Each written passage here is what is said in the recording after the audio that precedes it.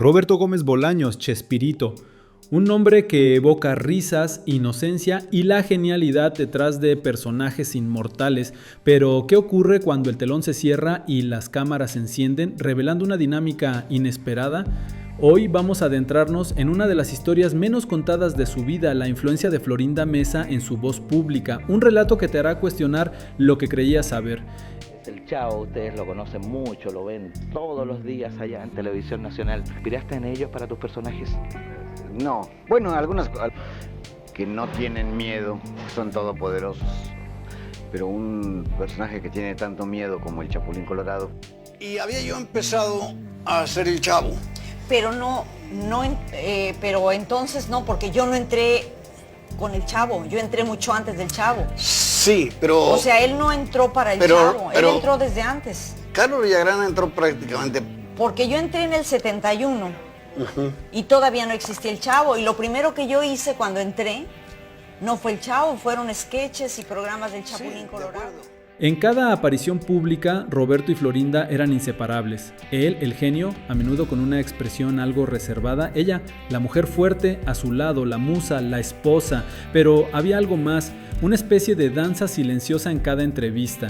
Cuando la periodista preguntaba, el escenario se preparaba, Roberto abría la boca, un atisbo de respuesta comenzaba a formarse y entonces, casi invariablemente sucedía. Florinda Meza, con una sonrisa amable y una voz serena, se adelantaba.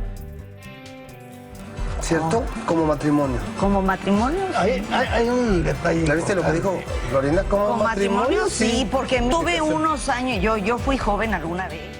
Disculpa, querida, solía decir, Roberto no escucha muy bien últimamente y a él estas entrevistas le angustian muchísimo. Él tenía 7 grandes defectos, 6 hijos y una esposa. Si fueran míos serían maravillosos. Si fueran míos serían maravillosos.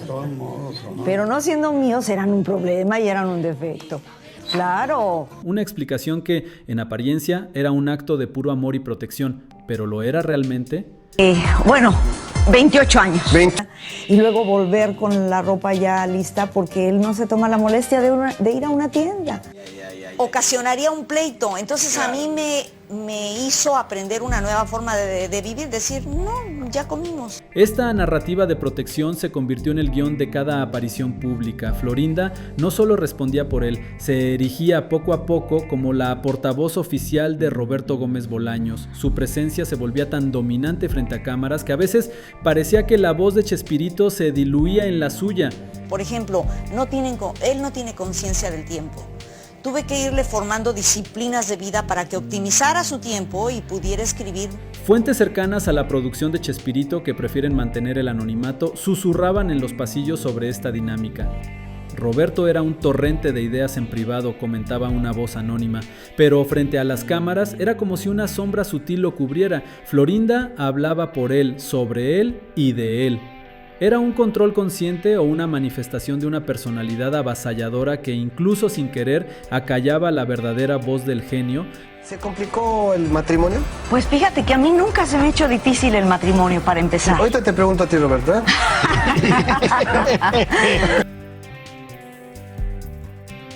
La pregunta persiste, ¿cuántas anécdotas personales, cuántas reflexiones íntimas, cuántas respuestas espontáneas de Roberto se perdieron para siempre en el eco de una voz ajena que, con el pretexto del amor y la protección, terminó por volverse la única audible? Roberto, quisiéramos saber entonces, ¿quién es Chespirito? Yo. Es tu Y seudónimo. me lo puso... Que usted en algunos entremeses que pasaban se llamaba Chespirito. ¿Quién es Chespirito? Y creíamos que entonces era un personaje, pero no. Además, el programa se llamaba Chespirito. Esta dinámica no era un secreto para los más observadores, se comentaba entre bambalinas, en susurros.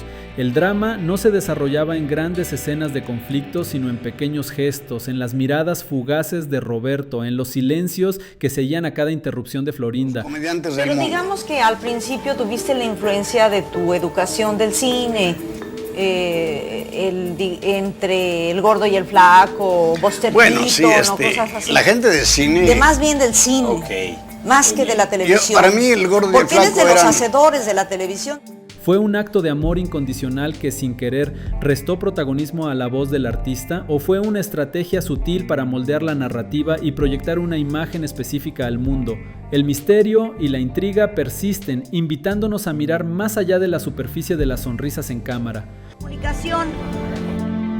Esa es nota pasada. Volverla a manosear es amarillismo. Y es en lo que han fallado los medios, Robert. Así que dile que ya es nota pasada. No, yo cambiaría todo. El legado de Chespirito es innegable, pero la historia de su voz pública y la influencia de Florinda Mesa en ella añade una capa de complejidad a su figura. Una historia de amor, sí, pero también de poder, de control y de esa voz silenciada que aún hoy resuena en nuestra memoria. Hasta aquí llegó el radar de hoy en Radar de Celebridades.